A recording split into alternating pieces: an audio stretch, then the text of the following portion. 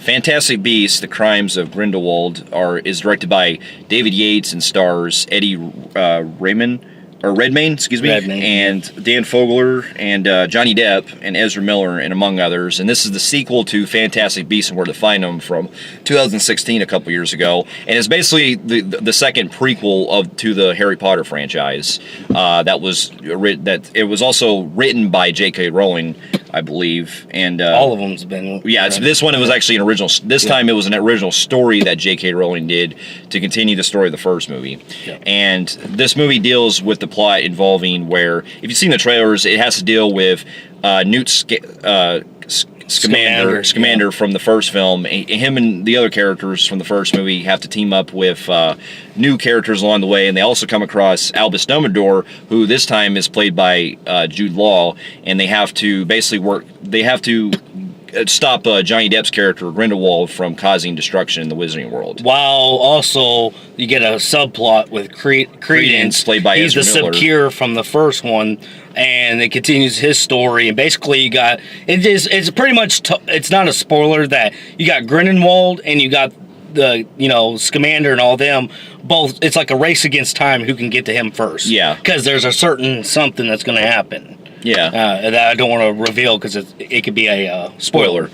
Now, here's some backstory. Now, growing up, at least I was always a big fan of the Harry Potter series, and I've only read the first two books, the Sorcerer's Stone and Chamber of Secrets, and they all started out as a series of books by J.K. Rowling, and then they got turned into movies that all started back in the early 2000s and until 2011. I like I've only read the first book because of school back when I was young. Yeah, I'm not really much of a book reader, so I've never read the books in general, all of them, but I ended up, enjoying the fuck out of all the movies. Yeah, I mean, every one of them, say what you want, there's some that might have some issues here and there. I'm not going to go into detail. We'll do a retro one day on these, but for what it's worth, even the first Fantastic Beasts that came out 2 years ago, they're all very good. Yeah, they're doable in their own ways. They are good, and I actually enjoyed the first Fantastic Beasts, and I thought it was a good start of a prequel franchise, because that was the beginning, and it was telling its own story. It was doing its own story that was separate from all the Hogwarts and other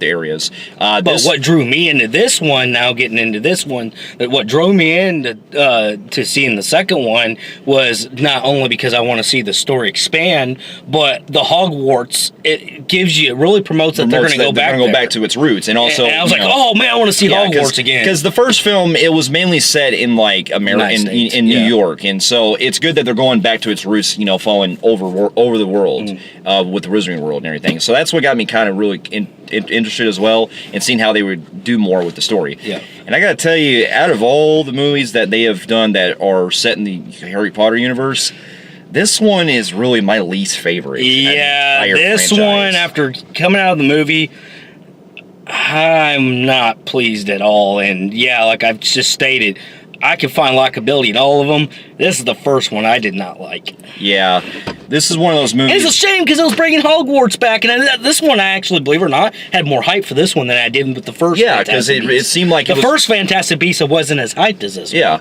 and now I guess because I kind of have a little bit of leniency, I guess, with the movie. I was with him. This movie just felt it was a disappointment, but I didn't really have much of a strong hatred, if that makes sense. I was just kind of there, basically. Yeah, I might hate. It's not a infuriated hatred, but I was not pleased whatsoever with this film. And I'll get into my pros. I do like Jude Law, everybody's performance. I'm just glad they're great.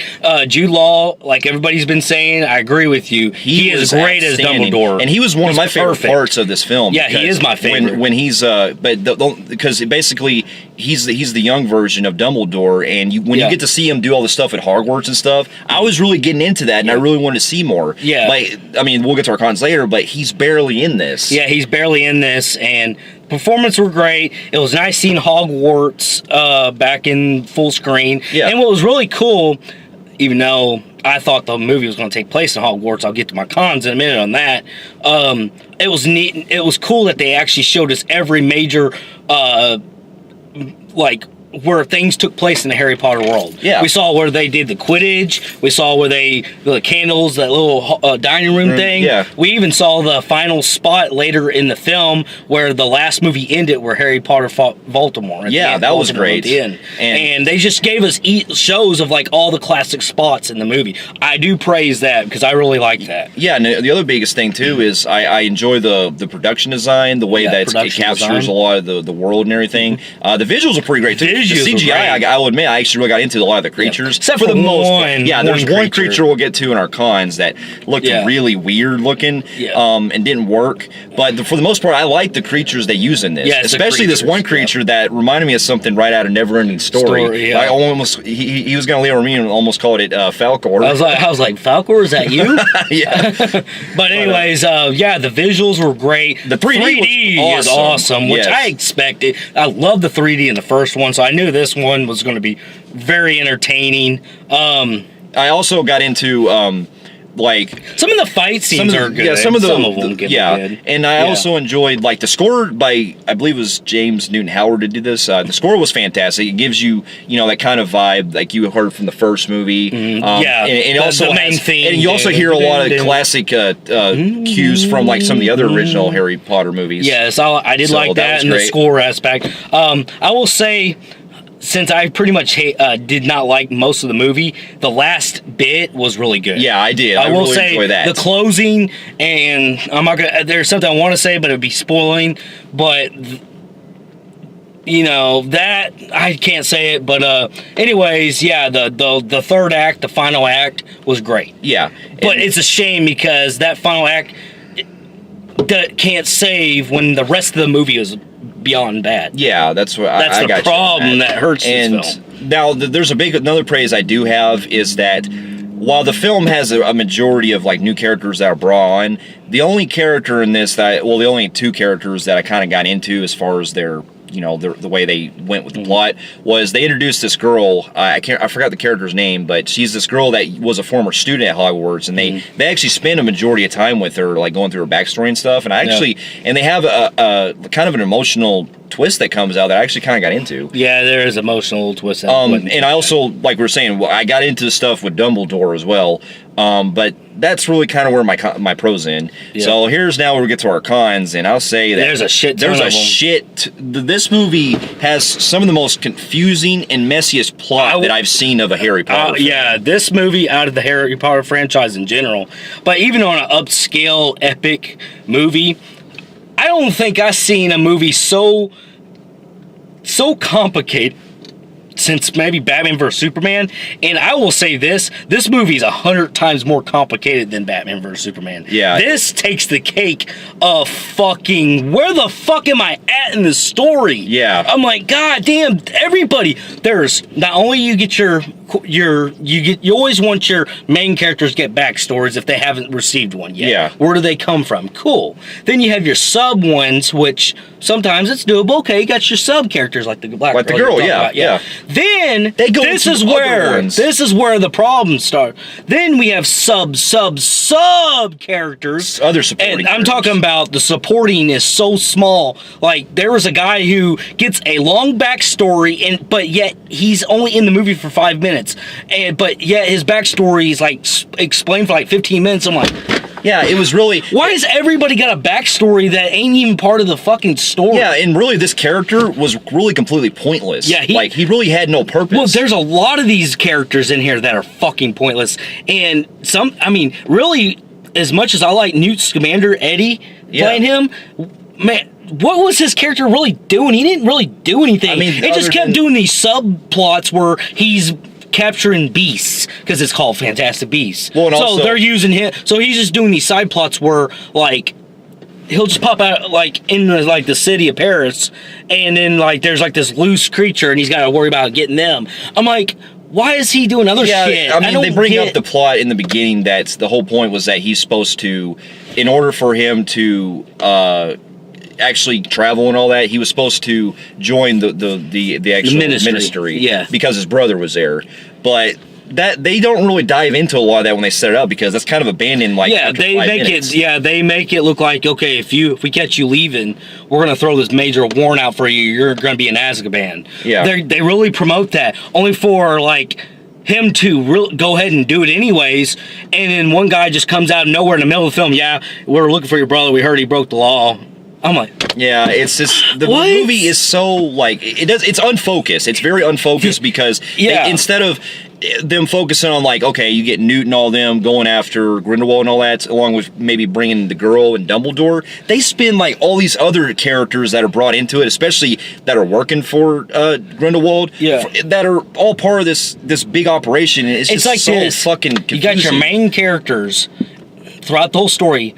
Maybe every 10 minutes run into somebody new that has connection to the story or can help them progress into another part of the story they're writing. Then they go in that person, then they talk about that person's background, and then it just abruptly, the editing is so bad, then it just abruptly takes us to another scene where they run in, then you get to the point where they're all scattering out and going their separate ways doing their own thing, and then that person will meet that person, that person they meet gets a backstory. Then Eddie, at the same time while all this is going on, Newt Scamander is over here catching animals.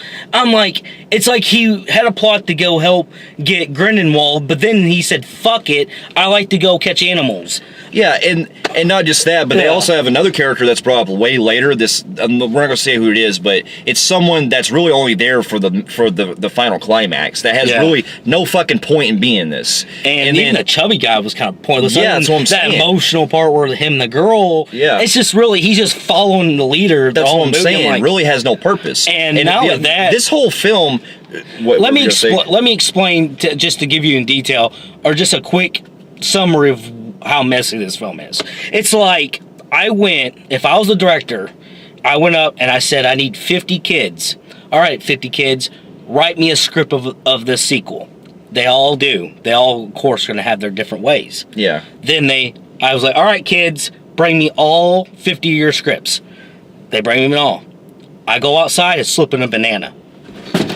I drop all of it in the air, and then I'm Ray Charles. I'm picking up, the script. Yeah. And I'm like, fuck it. I'll just, whatever's in my hand in this order, that's exactly how the plot's going to play out. Yeah, that's exactly what it is. Random, it's just a glob of random stuff happening throughout the entire film. That's what I'm saying. It's not until the third act where it gets... it works. And here's the other problem too, is that the whole film, like the title itself, called The Crimes of Grindelwald, it actually makes you believe that, we're following Johnny Depp's character as the bad guy. And while Johnny Depp, he's good in the film, there's two issues I have. One, that title doesn't make fucking sense, because really, if you look at it, most of the focus is on Credence from the first film. Should be called The Story of Credence, not fucking The Crimes of Grindelwald, because you don't Grindelwald, because you're not seeing Grindelwald commit crimes. What the fuck? Well, he doesn't hardly use like his. He's not even power. in it hardly. Yeah, I mean, he has all these other people doing his work, but he really he could be doing this by himself. He's so powerful. Yeah, he's like fucking Voldemort. What? Times 10 Voldemort, and he's just like popping out here and there. He's probably in the movie about 15 minutes if you add it all together. Yeah, and while I do enjoy, Johnny Depp's performance on it, I felt like they kind of wasted the potential they were going for, because they don't really. That also goes into the fact that the way he's written, they don't really do much like intimidation with him. Yeah, because really most of his fucking screen time is him doing speeches over shit about doing. We must take over. Yeah, I need to go find Credence, and there's something he holds. Yeah, and that's basically just the sum of what he's wanting. And other than that, it just feels like he's just walking around like fucking Lord of the Rings. Yeah, I'm like, what's his point in this movie? And not only that, because really, you go ahead. You go ahead. Because I mean, they bring Credence back from the first film, played by Ezra Miller and everything, but they're really focusing on him because they're trying to really go after him. They are with Grindelwald. You know what? Didn't him and that girl's storyline kind of felt similar to what they did with Silver Surfer and that one chick and the sister, I think it was, and one of the X-Men, where you had that subplot where they're on the run and they're confused on who they are or some shit. I think that's I forgot which one that was. You talking about Avengers Age of Ultron? Oh, the Age of Ultron, where they had the Silver Surfer. No, which one was it? It was the one where he had like the girl with him, and then they were pretty much on this long journey. It was, I think it was Scarlet Witch and Silver. I forgot his last name. The dude from, the fast running guy. Yeah, but in the Avengers world. The Avengers world, yeah. Yeah, and they had that subplot where they were kind of like part of the story. Quicksilver. Mostly. That's what it was. Quicksilver. And they're kind of, they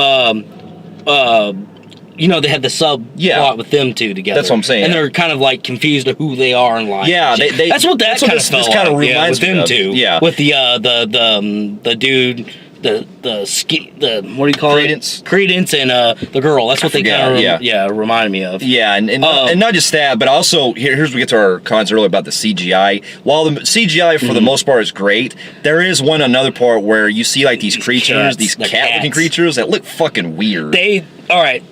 What really bothered me is like it looked like a last second change where they threw it in here. The CGI blends so well, but these look like something out of fucking Christopher Robin-ish look too. I'm like, what the fuck is that? Yeah, that's what I'm saying. It looked like it was misplaced. Like, oh fuck, hey John, did you put those creatures in that one scene? No, fuck, do it real quick. Oh shit, that's what it felt like to me. What it did. I'm like, that don't look right. But also, and what I was saying earlier was one of my disappointments. I said I was going to bring up Hogwarts.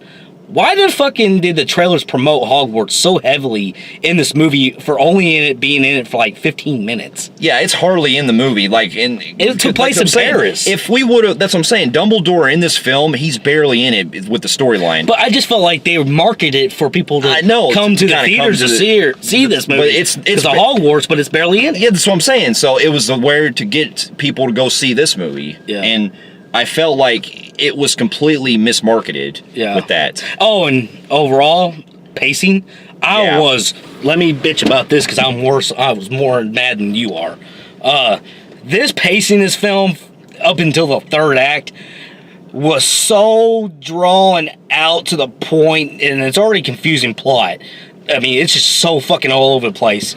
And then there's a lot of stoppage where they're in supposed to be epic fight scenes, and they have enough time to talk about where have you been all my life? I've been missing you. You got a lot of love scenes. A lot of people were in love in this film, and I actually almost fell asleep in the theater 3 times. Yeah, I do agree to an extent with that because I felt like the way that the pacing went, there are scenes like that feel a bit too melodramatic, and while some of the other Harry Potters had that kind of thing where they talked about serious moments during that, it still didn't feel like it matched the rest of the film's pacing or tone with that. Yeah, it felt like it was a little too over dramatic, and I just didn't care for a lot of things that were going on.